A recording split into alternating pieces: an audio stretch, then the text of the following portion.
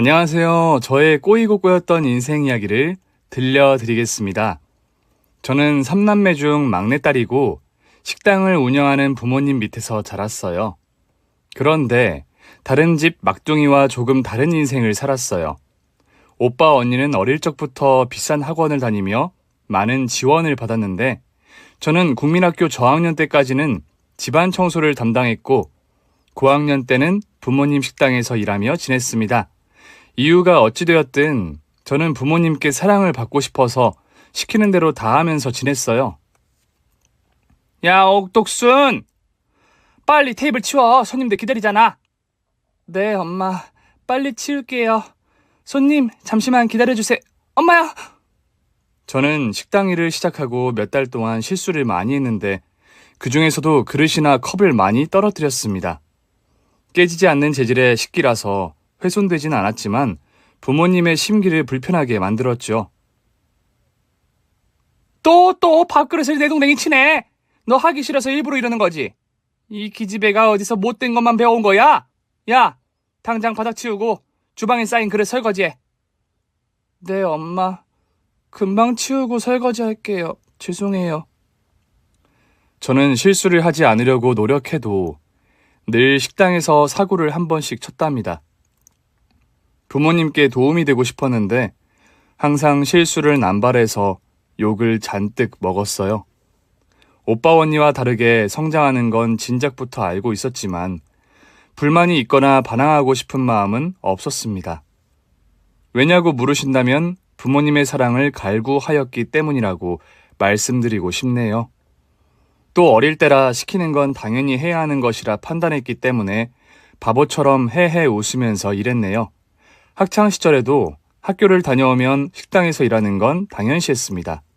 제가 공부도 잘못하고 재능이 하나도 없어서 부모님 밑에서 장사를 배우고 훗날 장사꾼이 되겠노라 다짐했습니다.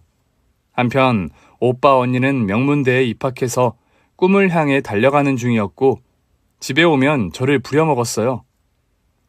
야, 동순아, 오늘 내 친구들 집으로 오니까 네가 술상 좀 차려라. 술상? 오빠, 아무리 성인이어도 부모님이 계신 집에서 술을 마시겠다고? 이 기집애가 머리 좀 컸다고 오라버니 말에 토를 다네. 야! 넌 그냥 시키는 대로만 해. 네가 잘하는 건 없어도 시키는 건 잘하잖아. 알겠어. 오빠가 공부하느라 힘들었을 테니까 내가 뭐라도 해줘야지. 술상 차려줄게. 뭐? 해줄게? 야, 해줄게가 아니라 당연히 해야 하는 거야. 알았냐? 알았어. 시키는 대로 할게.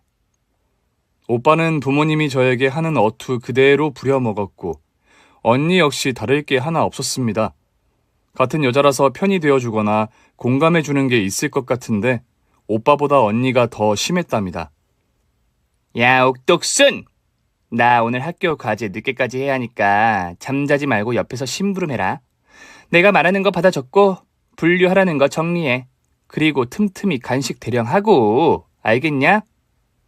나도 밤새우라고? 언니, 나 내일 새벽에 장사 시작해야 해. 잠을 조금이라도 자야 한다고. 인연이 머리가 크더니 반항하네? 야, 하루 날 샌다고 사람이 어떻게 안 되거든? 그리고 나이도 어린 것이 밤샘 좀 하는 게 어렵냐? 너 옛날 같았으면 벌써 몇 대 얻어 터졌을 거야. 알겠어. 언니, 내가 생각이 짧았어. 언니 옆에서 조수노를 톡톡히 할게. 진작에 그렇게 나올 것이지. 너 앞으로 내 말에 토달지 말고 뭐 하나 시키면 고맙게 생각하고 임해라. 알겠냐? 나도 언니 과제 도와주면서 공부도 하고 재밌어. 열심히 할게. 뭐? 공부가 재밌다고? 대가리에 똥만 차서 꼴찌하는 기집애가 어디서 구라를 쳐. 야, 넌 그냥 시모가 딱 어울려. 괜히 오버하지 말고 시키는 것만 제대로 해라. 그렇게 언니, 오빠, 그리고 부모님은 저를 예뻐해주지 않으셨고 늘 시녀처럼 부리기만 했습니다. 저는 다른 집 막내들도 저처럼 사는지 알았어요. 그런데 제가 고3이 되었을 때 아주 무시무시한 진실을 귀로 듣게 되었습니다. 온 가족이 식당 2층인 집안에 모여서 술판을 벌이고 있었고 저는 식당 마감을 하고 청소를 하고 있었습니다. 모든 것이 정리되자 2층으로 올라갔는데 대화 소리가 계단까지 울려 퍼지더군요. 저 동순이년 식당에서 매번 어리버리대네. 저 꼴통을 어떻게 하면 좋을꼬? 여보, 그래도 저 잡년이 인건비 줄여주고 있잖아. 게다가 학교 졸업하면 평생 우리 식당에서 공짜로 부려먹을 수 있잖아. 그렇긴 하네. 난 왜 그렇게 저 애가 꼴 보기가 싫지? 아무래도 길바닥에서 주워온 년이라 정이 안 가나 봐. 정을 뭐하러 줘? 그냥 부려먹을 만큼 부려먹고 몸뚱아리가 고장나면 버리면 그만이지. 부모님의 말을 들어보니 저는 친자식이 아니었나 봅니다. 이어서 오빠 언니의 대화 소리가 들렸어요. 엄마, 쟤 어디서 주워왔어? 왜 하필 대가리가 빠가사리인 애를 주워온 거야? 오빠는 길바닥에 버려진 애가 정상일 리가 있겠냐? 그리고 우리 집 식모로 잘 부려먹는 거로 만족하면 되지. 괜히 그 이상 바라지 마. 하긴 똑똑했으면 벌써 도망갔겠지. 무식하고 띨띨하니까 저렇게 등신처럼 살 리가 없지. 야야, 조용히들 해라. 식모년 청소 다 하고 올라올 시간이다. 이제부터 동순이 이야기는 금지. 저는 저의 존재를 다 들었고 식구들이 어떻게 생각하고 있는지도 모두 알게 되었습니다. 너무 화가 나고 억울해서 눈물이 미친 듯이 흐르더라고요. 여기서 집으로 들어가면 진짜 바보 천치일 것 같아 뒤를 돌아 도망갔습니다. 새롭게 둥지를 튼 곳은 3교대 공장이었습니다. 기숙사도 무료로 제공해주고 새끼 밥도 제공해주는 일자리였죠. 이제라도 가짜 가족들에게서 벗어나 새로운 삶을 살게 된 거죠. 몇 달 동안 가족들과 연락을 끊고 지냈는데 아무도 저를 찾으러 오지 않더군요. 부려먹던 딸이 정신 차렸으니 더는 데리고 살 가치가 없었나 봅니다. 여하튼 독립하고 6개월 정도 살았더니 제 인생이 조금씩 변해갔어요. 무보수로 일했던 시절이 억울하게 느껴졌죠. 정신이 번쩍 들기도 했고 세상 물정도 아주 조금 알게 되니 제가 자라온 집에서 일했던 임금을 받아야겠다는 생각이 들더라고요. 어린애를 가져다가 실컷 부려먹기만 했던 가족들이 미워서 찾아가서 돈을 받아 쓰린 속을 채우려고 했죠. 그래서 버스를 타고 식당으로 갔는데 구급차가 불을 끄고 있더군요. 식당은 완전 까맣게 타버렸고 2층 집도 유리창이 다 깨져 있고 회색 연기가 뿜어져 나오더라고요. 그래도 한때 가족이었던 사람들이 위기에 처한 걸 알게 되자 가슴이 쿵쾅거리며 걱정이 되었습니다. 이윽고 들것에 실려 나온 엄마를 보게 되었어요. 엄마, 정신이 드세요? 이게 어떻게 된 일이에요? 정순이, 넌 운도 좋구나. 우리 식구는 모두 저 세상 갔는데 나도 얼마나 버틸지 모르겠다. 엄마, 정신 좀 차려봐요. 엄마라도 무사해야죠. 말하기가 힘들구나. 동순아, 우리가 널 식모처럼 부려먹은 거 미안하다. 됐어요. 다 지난 일이잖아요. 병원에 따라갈게요. 동순아, 네 엄마는 서울에 있다. 친모 말이야. 친모요? 그럼 내 가족이 있는 걸 알고 날 주워다 키우신 거예요? 그건 우리도 몇 년 전에 알았다. 누가 널 찾는다고 현수막을 걸어뒀었어. 자세히 보니 네 사진이더구나. 우린 널 빼앗기고 싶지 않아서 신고하지 않았다. 날 식모로 부려먹으려고요? 미안하다. 내가 죽기 전이라 그런지 다 실토하고 싶구나. 네 엄마는 서울에 살고 이름은... 그래요. 이름이라도 말해봐요. 뭐더라. 이 희숙이다. 꼭 찾아가거라. 엄마는 그 말을 마지막으로 하고 구급차에 실려갔습니다. 하지만 병원에 도착했을 땐 엄마는 이미 숨지고 말았어요. 그리고 아빠와 오빠 언니는 집에서 숨진 채 병원 영안실로 옮겨졌고요. 장례식장에는 저 말고 다른 조문객은 없었습니다. 식구들 핸드폰에 입력되어 있는 모든 사람들에게 부고 문자를 돌렸는데도 한 사람도 찾아오지 않더라고요. 식구들의 인격을 다시금 깨달을 수 있었네요. 가족들 장례를 치르고 얼마 뒤 서울에 있는 이희숙이라는 여성을 찾으려고 경찰을 찾아가 저의 사정을 전하고 기다려봤는데 찾아지진 않았습니다. 이희숙이라는 여자는 많을지언정 딸을 잃어버린 사람은 없다면서 찾기 어렵다고 했어요. 결국 침 못 찾는 건 포기해버리고 다시 일하던 공장에 들어가 열심히 현실을 살아갔습니다. 강산이 2번 바뀔 때까지 변함없이 같은 자리에서 똑같은 일을 반복하며 돈을 벌었답니다. 경력이 쌓일 대로 쌓여서 좋은 기회를 엿보게 되었어요. 서울에 있는 중견기업 생산직으로 이력서를 넣었더니 단번에 합격했습니다. 근무 태도가 좋았기 때문에 열심히 일할 사람으로 잘 보여서 1.5배의 월급을 받으며 공장에서 일했네요. 그렇게 제 인생은 무한 반복, 기계를 돌리며 살아갔죠. 근무 시간이 끝나면 혼자서 편의점 맥주를 사서 공원 벤치에 앉아 마시는 게 낙이었는데 어느 날 저와 비슷한 동지를 만나게 되었습니다. 안주가 새우깡이네요. 난 고구마깡인데. 우리 안주도 나눠 먹을 겸 같이 앉아서 술 마시면 안 될까요? 뭐라는 거예요, 아저씨. 가던 길 가세요. 괜히 방해하지 말고. 아니, 나는 그냥 짭짤한 새우깡이 땡겨서요. 편의점 가면 팔아요.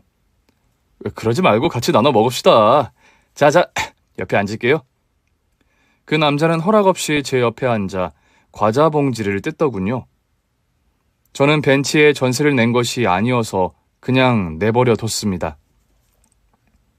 인생이 힘들죠? 사람 사는 건 다 비슷한가 봅니다.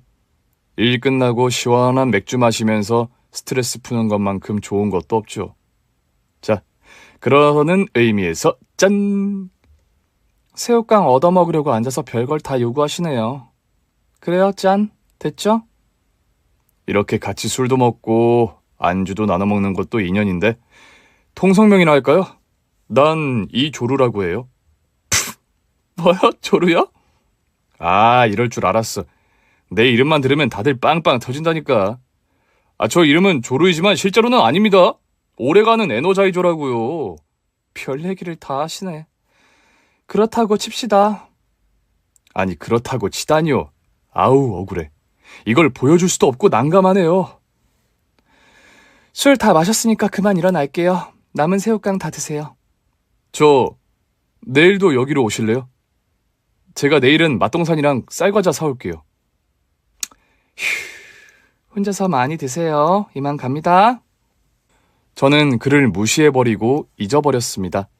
그리고 일부러 그 공원 벤치에는 일부러 나가지 않았죠. 저만의 아지트였는데 불청객이 있으니 발걸음이 떨어지지 않더라고요. 그래서 다른 아지트를 찾다가 공장 근처 아파트가 있었는데 그 건물의 옥상으로 올라갔어요. 보이는 건 산이 전부였지만 그래도 속은 뚫려서 그곳을 제 아지트로 만들었죠. 매일 밤 늦게까지 앉아서 맥주를 마시고 바람을 쐬다 기숙사로 돌아갔는데 어느 날 옥상에서 내려오는 계단에서 그 남자를 다시 마주치게 되었습니다. 새우깡? 고구마깡 아저씨? 여기 사세요? 네, 그런데 왜 공원에 안 나오세요? 이제 여기 옥상에서 혼자 마시는 거예요? 네, 누구 때문에 아지트를 옮겼는데 또 옮겨야겠네요. 저 옥동순 씨, 그러지 말고 나랑 술 한잔 같이 합시다. 뭐야 당신? 내 이름을 어떻게 알아? 오해 마세요. 동순 씨가 목에 걸고 있는 사원증에 친절하게 이름이 박혀 있잖아요. 그러네. 어쨌든 아저씨 저한테서 떨어지세요. 전 아저씨 같은 스타일 안 좋아하니까. 그렇게 칼같이 거절하고 지내는데 그 남자가 자꾸 제 근처에서 나타났습니다. 공원과 옥상에 길을 끊어버리고 산 중턱에 올라가서 맥주를 마시는데 거기서도 두어 번 보고 들판이 잘 보이는 다리 위에서 쉬고 있어도 그이가 옆에서 나타났어요. 스토커인가 싶어 의심을 해봤지만 어느 순간부터는 제가 생각하고 간 장소에 먼저 도착해 있더군요. 그런 우연이 반복되다 보니 우연은 인연이 되었고 인연은 곧 사랑으로 발전하게 되었습니다. 서로 어떻게 자랐는지 대화를 주고받았는데 저만큼이나 그 남자도 힘든 인생을 살았더라고요. 난 오남매 중 장남이라 동생들 공부시키려고 국민학교 졸업하고 노가다판에서 일했어. 지금은 기술공이라 출장 다니면서 일해. 그렇게 돈 벌어서 동생들 학업 뒷바라지 한 거야? 이렇게 말하니까 내가 엄청 착한 사람 같아 보일지 모르겠는데 사실 내가 공부를 더럽게 못해서 중학교 입학을 안 한 거야. 그냥 허드렛 일 하면서 동생을 뒷바라지 해주면서 살았지. 지금 내 동생들 모두 자리 잡고 잘 살고 있어서 다행이지. 정말 대단해. 당신 동생이 의사에 변호사까지 있지? 그리고 시누이들은 공무원의 대기업 직원이라고 했지. 동생들이 다들 머리가 좋은가 봐. 나만 무식하게 태어난 것 같아. 당신이 무식하긴 뭐가 무식해. 교육을 제대로 못 받은 것뿐이라고. 만약 동생들처럼 당신도 공부했으면 분명히 큰 인물 되었을 거야. 저보다 훨씬 더 고생 많이 한 그 일을 사랑하기도 했지만 존경심이 커서 꼭 배우자가 되길 바랐습니다. 2년 동안 연애하고 그이가 청혼을 해줘서 그 꿈을 이루게 되었고요. 남편은 형제들 중에서 가장 늦게 결혼했어요. 저와 그이가 40이 훌쩍 넘었으니 그럴만도 했죠. 시동생들과 동서들, 시매부들은 저희 두 사람의 결혼식에 크게 기뻐하진 않고 다들 피곤했는지 큰 관심을 두지 않더라고요.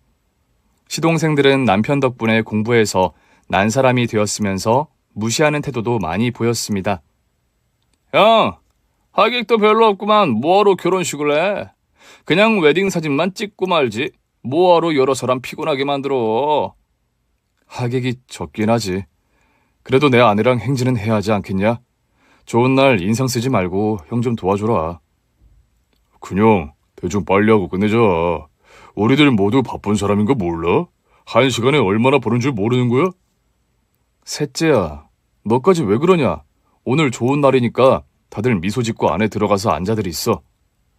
이 대화를 모두 제가 있는 신부 대기실에서 나누었답니다. 시동생들이 다들 잘 나가고 있는 게 남편 덕인지 모르는 건지 결혼식을 대충 하고 시간을 아끼자는 소리를 했어요. 시누이들은 남편의 짝으로 제가 마음에 들지 않았는지 무시하는 눈빛으로 위아래로 훑어보면서 혀를 차고 나가더군요. 그래도 오늘의 신부인 제가 인상 쓰고 화를 내면 안 될 것 같아 귀엽게 봐주고 넘어갔답니다. 그렇게 결혼식은 시동생들의 불만을 제외하곤 아주 무사하게 끝이 났습니다. 신혼여행도 일주일 내내 웃음꽃이 피어 있었습니다. 그리고 40대 부부의 신혼은 시작되었고 격정적이고 불타오르는 날들의 연속이었답니다. 그이는 연애 때보다 더 강렬하고 화끈해서 하루도 저를 가만히 두지 않았어요. 하늘 아래 저를 이렇게 사랑해주는 사람은 40년 인생 처음이었죠. 그때 저에게 남은 소원이 무엇이냐고 묻는다면 평생 남편과 둘이 행복하게 사는 것이었습니다. 다른 무엇도 바라지 않고 오롯이 남편 곁에서 사는 것만이 소원이었어요. 신혼으로 1년의 세월을 보냈는데도 저희 부부는 바로 어제 결혼한 부부처럼 사이가 매우 좋았습니다. 그리고 건강한 딸애까지 생겨서 세 식구의 행복한 시간을 보낼 수 있었네요. 아기를 낳고 저는 공장 일을 그만두고 육아와 살림을 맡았고 남편은 목수로 계속 일했습니다. 그이는 기술공이고 경력이 오래돼서 일당을 많이 받아 경제가 어려운 일은 생기지 않았답니다. 그렇게 세 식구가 잘 살고 있는 동안 시동생들은 한 번도 찾아오지 않았는데 둘째 시동생 부부가 용건이 생겼는지 1년하고 2개월 만에 저희 부부 집으로 찾아왔습니다. 형, 애기 낳고 잘 사는 거 보니까 좋네. 축하해. 그래, 고맙다. 넌 왜 이렇게 연락이 안 되는 거냐? 다른 동생들도 내 연락은 안 받던데. 다들 얼마나 바쁘길래 형한테 연락 한 통이 없니? 의사가 한가하면 되겠어? 요즘 당직을 일주일에 2번씩 해서 죽을 맛이라고. 그리고 다른 동생들도 각자 인생이 있으니까 연락하기 바쁜 거지. 하긴 대학병원 의사가 한가하면 이상한 일이지. 그런데 오늘은 어쩐 일로 왔냐? 형, 나 개인 병원 차려주라. 형 알짜배기라 모아둔 돈 많지. 나한테 투자 좀 해줘. 내가 그럴 돈이 어디 있냐. 동생 넷을 대학교까지 가르치고 결혼할 때마다 수천만 원씩 준 거 모르냐? 에이, 그거 말고도 가진 거 많잖아. 다 알고 있으니까 투자 좀 해줘. 으휴, 너희들은 어쩜 하나같이 똑같냐?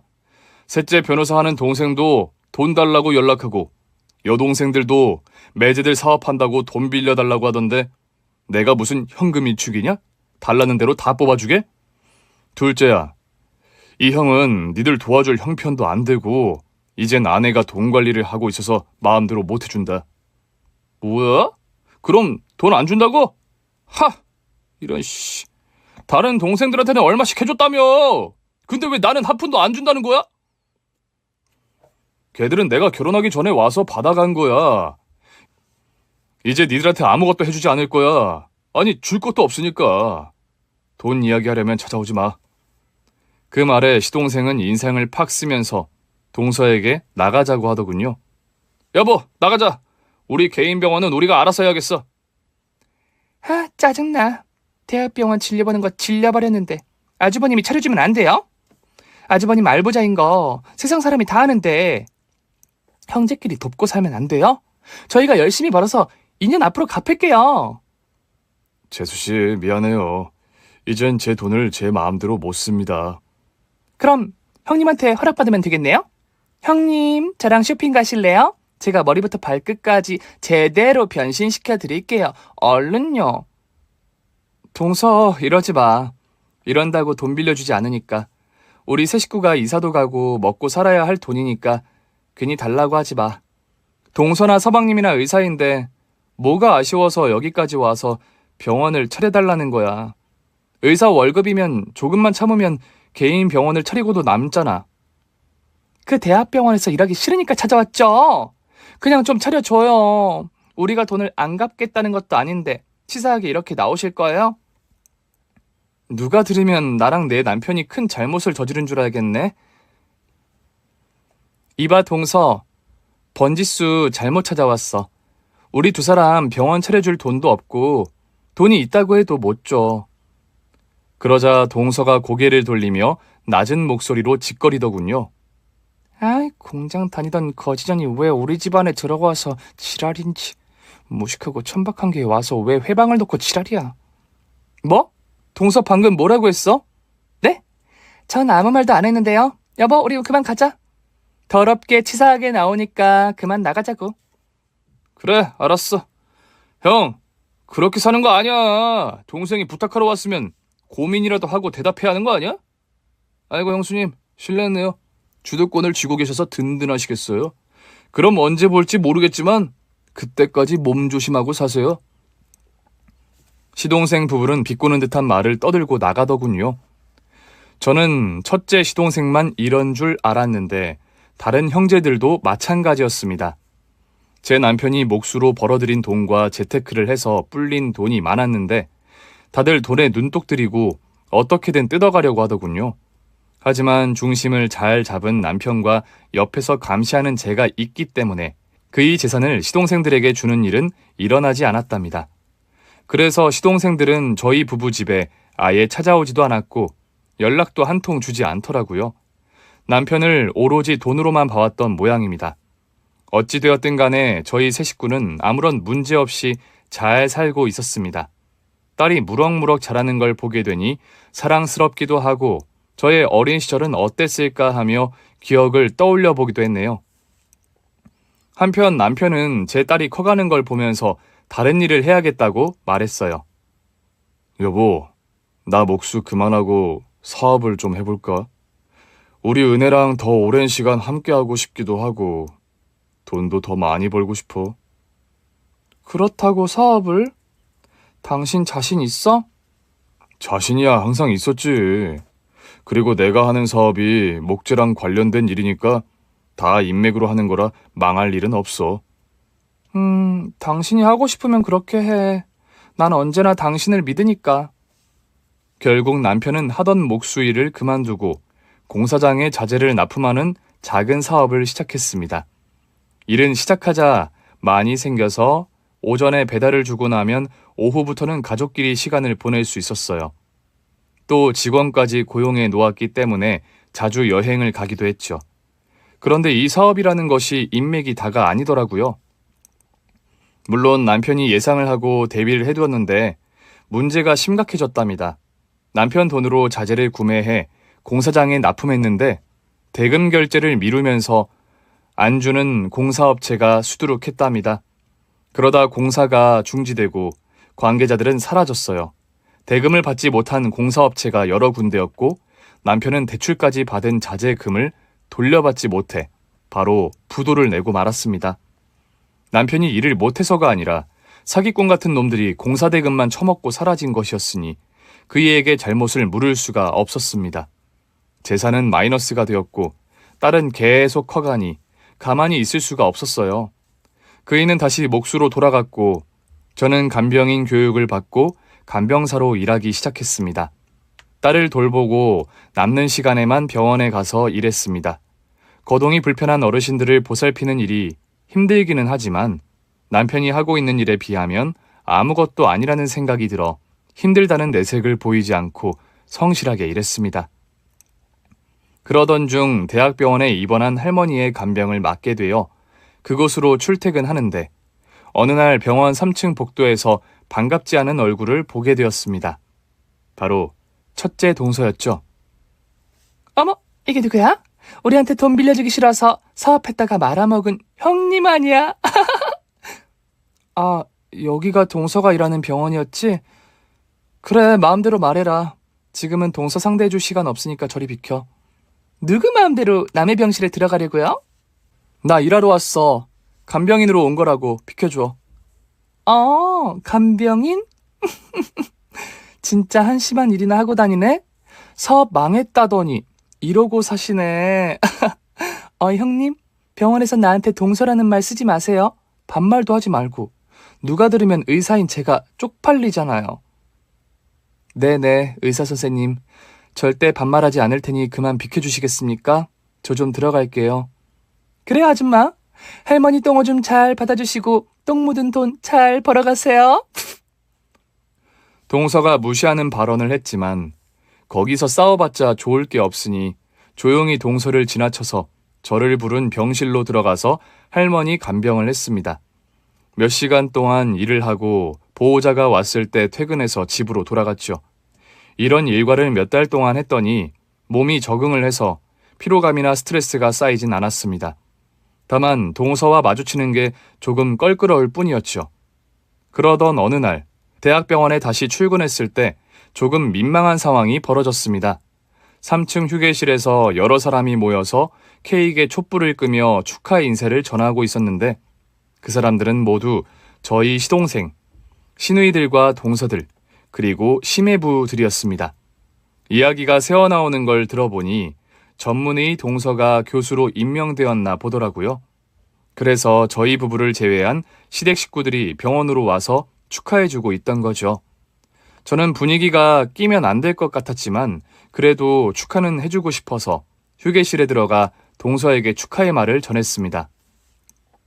동서, 교수님이 된 거야? 축하해. 뭐야? 기분 좋다가 잡쳐버렸네? 간병인 따위가 교수님이랑 한자리에 있다는 게 자존심 상하네? 여보, 쟤 좀 치워. 이 여자가 자꾸 눈에 띈다고 했지? 아줌마, 우리가 형수님이라고 불러주니까 진짜 우리 식구가 된 것 같아? 무식한 국조래, 공순이 출신에 간병인이 어디 감히 이 자리에 끼려고 그래?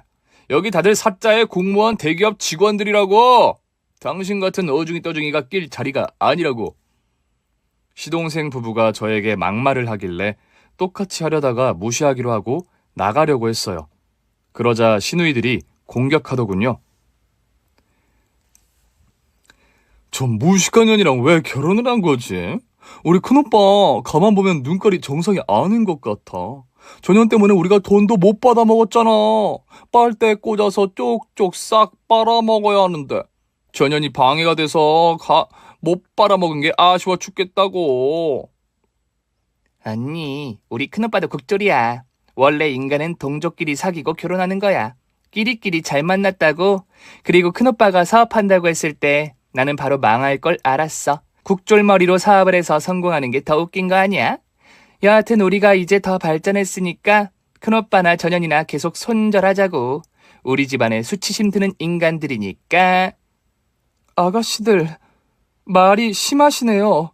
나를 욕한 건 그냥 봐주겠는데 제 남편은 당신들 먹여 살리고 공부시켜준 사람이에요. 그런 오빠한테 그따위 막말을 해요? 공부만 잘했지 인성은 발전하지 못한 모양이네요. 다들 그렇게 살지 마세요. 저는 딱 할 말만 전하고 돌아서려는데 둘째 동서가 제대로 화가 났는지 복도에 있는 청원경찰을 부르더군요. 아저씨들, 잡상인 함부로 들이지 말랬잖아요. 이 여자 빨리 병원에서 치워요. 네, 선생님. 바로 쫓아내겠습니다. 아줌마, 여기 마음대로 들어오시면 안 돼요. 빨리 나가세요. 이거 놓으세요. 난 잡상인이 아니라 간병인이라고요. 저희 선생님이 쫓으라고 하니까 일단 나가세요. 방문증 끊고 다시 들어오든 하시라고요. 이 아저씨가 어딜 잡아. 이거 나 놓으라고요. 청원경찰은 혼자 힘으로 안 되겠는지 다른 청원경찰을 여러 명 불러서 저를 둘러싸고 내쫓으려고 하더군요. 제가 계속해서 반항하자 시댁 식구들은 뒤에서 재밌는 구경이라도 하고 있는지 낄낄 웃고 있었습니다. 그런데 잠시 후 병원에 높은 사람이 지나가는지 동서가 90도로 숙여서 인사를 하더군요. 그리고 높은 사람은 저와 눈이 마주쳤는데 걸음을 멈추고 저에게 다가오더군요. 여기서 뭐들 하는 거요? 네, 병원장님. 잡상인이 들어와서 내쫓으려는 중입니다. 다들 비켜봐요. 병원장이라는 사람은 저에게 가까이 다가와 얼굴을 한참 동안 살펴보더군요. 그리고는 핸드폰을 꺼내서 한 사진을 보여줬습니다. 이봐요, 색시. 이것 좀 보시겠어요? 제 딸이 어릴 적 실종되어서 오늘날의 모습을 그래픽으로 그린 사진입니다.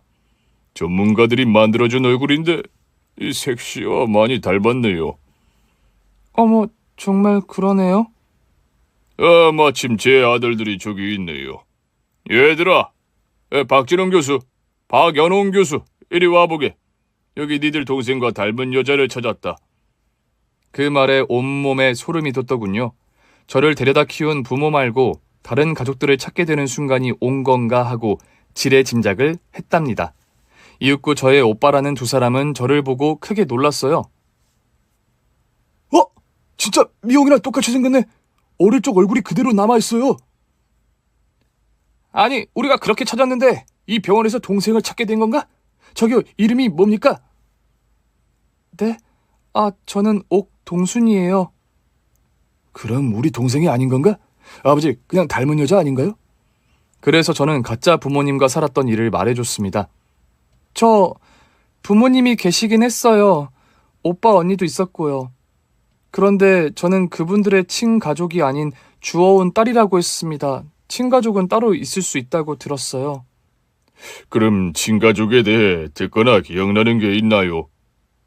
저의 양어머니가 돌아가시기 전에 말하길 친엄마 이름이 이희숙이라고 했나? 아무튼 그렇게 알고 있어요. 그러자 병원장님은 바닥에 털썩 주저앉더군요. 내 아내 이름은 이희숙이 아니라 이숙희입니다. 양어머니라는 사람이 잘못 알고 있었던 것 같군요. 아무래도 당신이 내 딸 미홍이가 맞는 것 같아요. 확실하진 않으니 일단 유전자 검사를 해보자고요. 동순씨 괜찮으면 검사 한번 해보시겠어요? 이희숙이 아니라 이숙희가 엄마의 이름이었군요. 그래서 못 찾았던 것 같네요. 그리고 유전자 검사는 네, 해보죠. 저도 진짜 가족을 찾고 싶었으니까요. 저는 친가족일지도 모를 의사들과 자리를 이동하는데 동서와 식구들이 경악한 얼굴로 부들부들 떨고 있더군요. 그럴 리가 없어. 저런 하찮은 년이 우리 병원장 딸일 리가 없어. 뭔가 큰 오해가 있을 거야. 아씨, 이러면 좀 잘해줄까 그랬나? 뭘 잘해줘. 분명 아닐 거야. 의사 집안에 저런 돌대가리가 나올 수가 없잖아. 하긴 벌써 수준부터 다른 걸 보니 친딸일 수가 없겠다. 여보, 걱정하지 마. 저런 년이 병원장 딸이라면 세상은 진짜 불공평한 거라고. 하늘이 있고 땅이 있는데 저런 여자한테 이런 기회를 줄 리가 없잖아. 우린 병원 차려달라고 그렇게 부탁해도 싹 다 거절하고 지들 사업하다가 말아먹은 것만 봐도 어떤 종자인지 알잖아. 저건 그냥 하찮은 국졸 멍청이 잉여인간이라고. 시댁 식구들은 끝까지 저를 비난하면서 괄시의 눈빛을 보내더군요. 이윽고 유전자 검사센터에 들어가 저와 병원장님의 머리카락을 뽑아서 의뢰를 맡겼습니다. 병원장님 지시라서 그런지 다음날 결과가 나온다고 하더군요. 저는 다시 간병하러 할머니가 있는 병실로 갔고 4시간 동안 일하고 돌아가려고 병실을 나섰습니다. 그런데 동서가 제 앞을 가로막더니 다짜고짜 병원장 딸이 맞느냐고 물었습니다. 설마 아니겠지만 진짜 병원장 딸이 맞아요? 결과 나왔어요? 그 순간 동서의 반응을 다시 보고 싶어서 제 마음대로 대답했습니다. 아니래. 그냥 오해였던 것 같아. 아유, 간 떨어지는 줄 알았네. 쫄았잖아, 이년아. 그럼 그렇지. 너 따위 국질년이 우리 병원장님 딸일 리가 없지. 야, 너 기대했던 눈치다?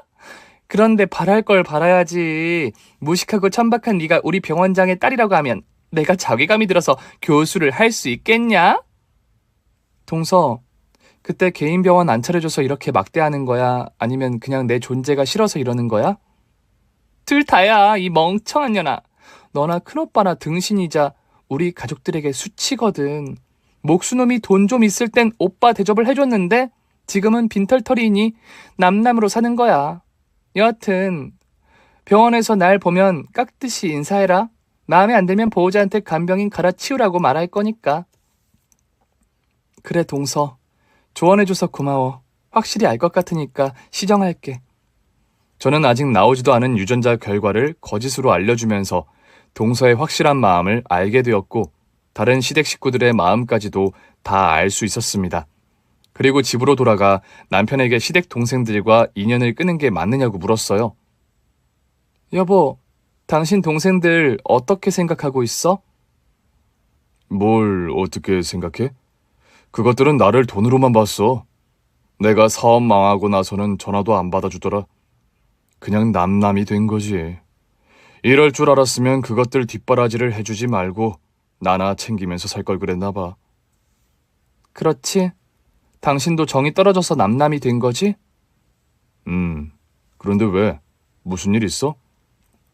아니, 아직은 말할 때가 아니고 내일 당신 일 나가지 말고 나랑 병원에 같이 좀 가자. 소개해줄 사람들이 있어.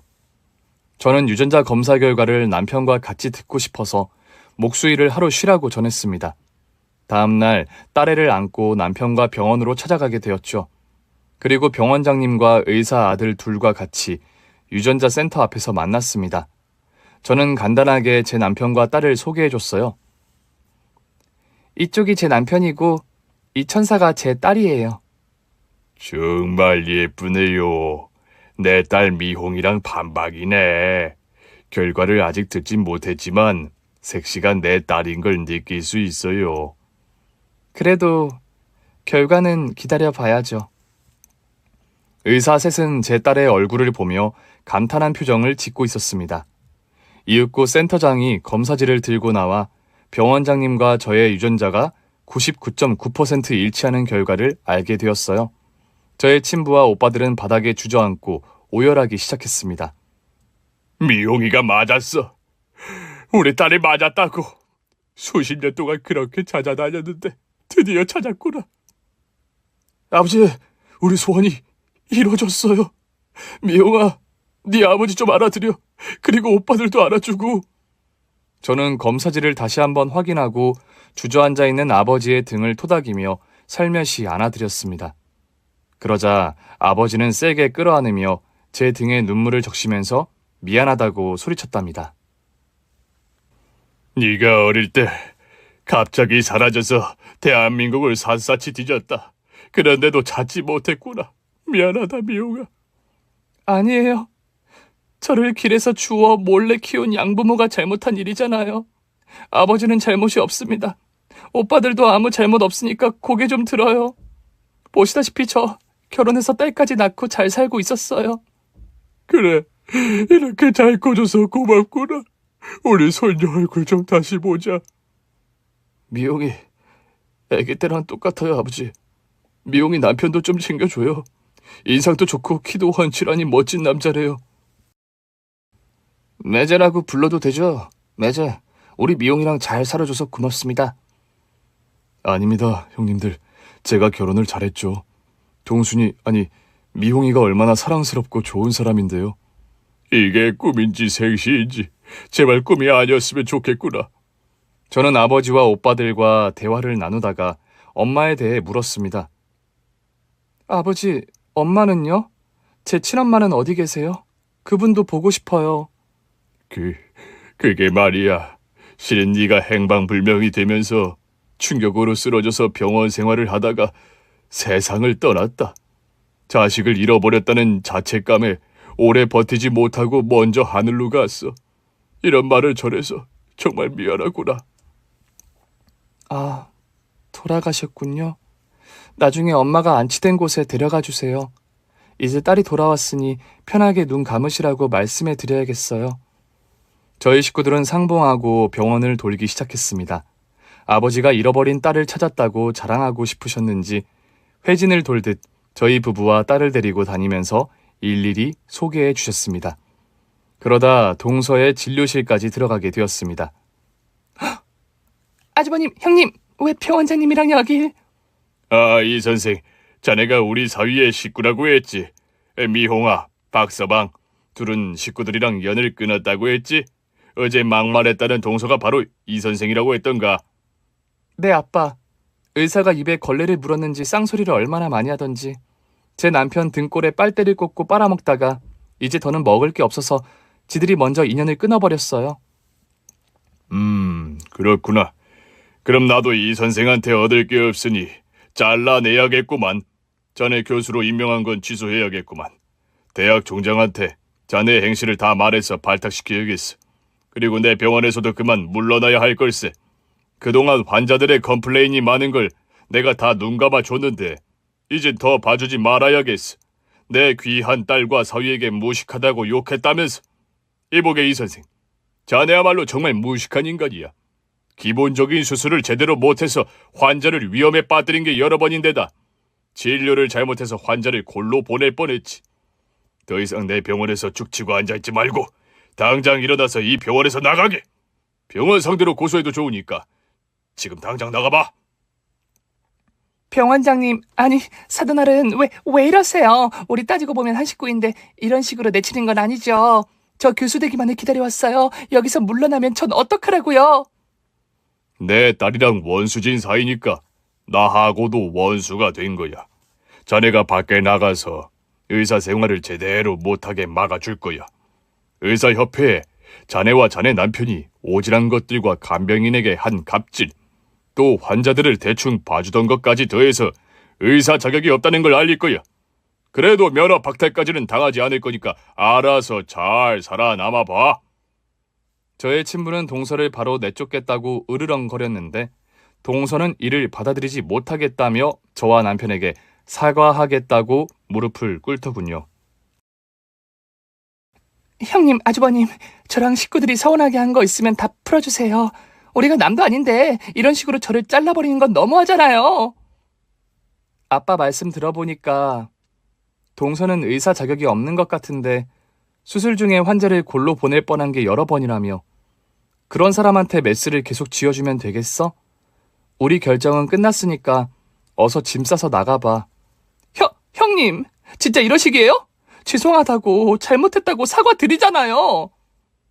사과 안 받겠다고. 우리 아빠가 시키는 대로 당장 꺼져. 형님, 저 이대로 나가면 모두 다 끝나는 거예요.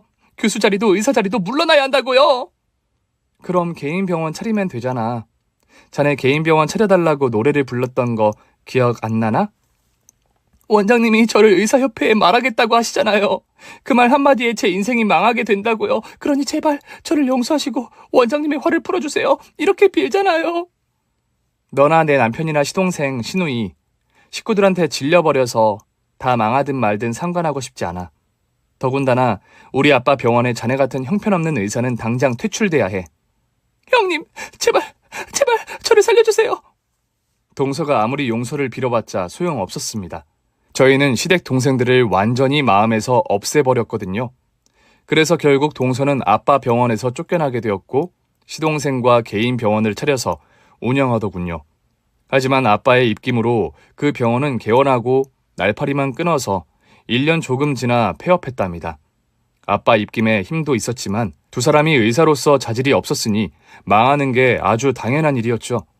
그래서 의사 시동생 부부는 이혼을 하고 각자 작은 병원에서 페이닥터로 근근히 먹고 산다고 하더군요.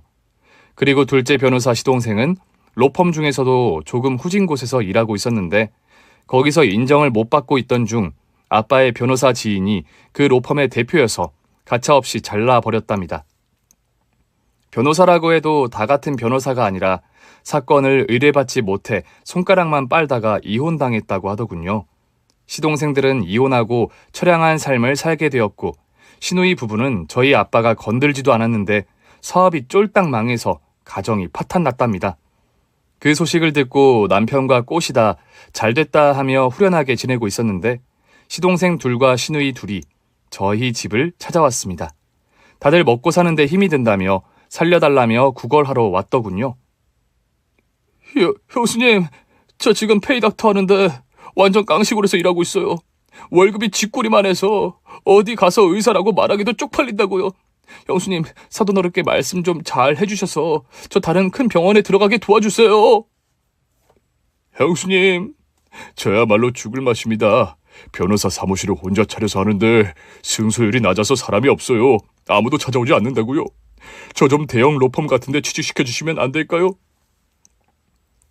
새언니, 오빠들이 언니를 무시하긴 했지만 저는 아니잖아요. 그냥 군중 심리 때문에 언니를 따돌린 것뿐이라고요. 전 큰 거 바라지 않아요. 언니네 병원에 좋은 돌싱 의사 있으면 자리 좀 놔주세요. 혼자 애 키우고 경제활동하려니까 온몸이 힘들어 죽겠어요.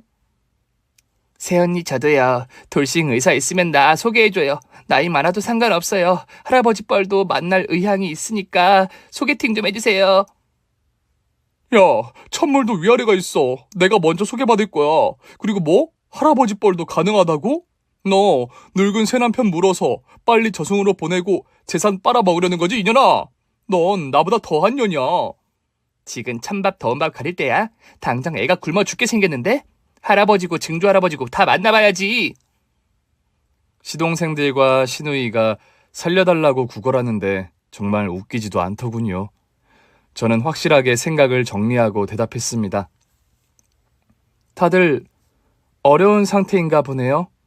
그런데 어쩌죠? 우린 당신들을 도울 마음이 없어요. 아시겠지만 제 남편이 사업 망하니까 당신들이 먼저 인연을 끊어버렸잖아요. 그리고 사람을 학력이나 돈으로 급을 매기는 인간들인데 내가 왜 도움을 줘야 하죠? 다들 그냥 가보세요. 그리고 다신 찾아오지 마세요. 제 말에 남편은 고개를 끄덕이며 시동생들에게 나가라고 큰 소리를 쳤습니다. 그러자 4명의 동생이 나란히 무릎을 꿇고 두 손을 싹싹 빌더군요. 제발 한 번만 도와달라며 애걸복걸했습니다. 돈과 권력이 이렇게 대단한 건가 싶으면서도 제 신분이 바뀌자 태도가 달라진 시동생들이 더더욱 무서웠습니다. 그래서 전 당장 나가지 않으면 경찰을 부르겠다고 엄포를 놓았습니다. 결국 시동생들은 모두 눈물을 글썽거리며 집을 나가버렸고 이후 연락이 완전히 끊어졌습니다. 저를 무시하고 쌍욕한 건 그렇다 쳐도 제 남편의 헌신과 희생을 실컷 받아먹고 버리던 것들에게는 아무런 자비도 베풀지 않았죠.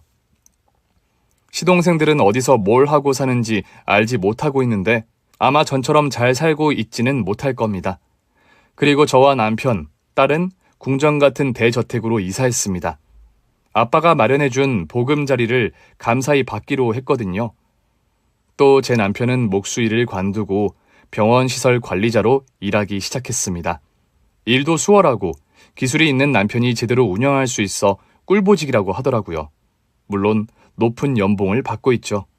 아빠와 오빠들을 다시 만나게 되며 제 인생이 바뀐 지 어느덧 1년이 되었는데 앞으로도 가족들의 도움을 다 받으면서 지낼 생각입니다.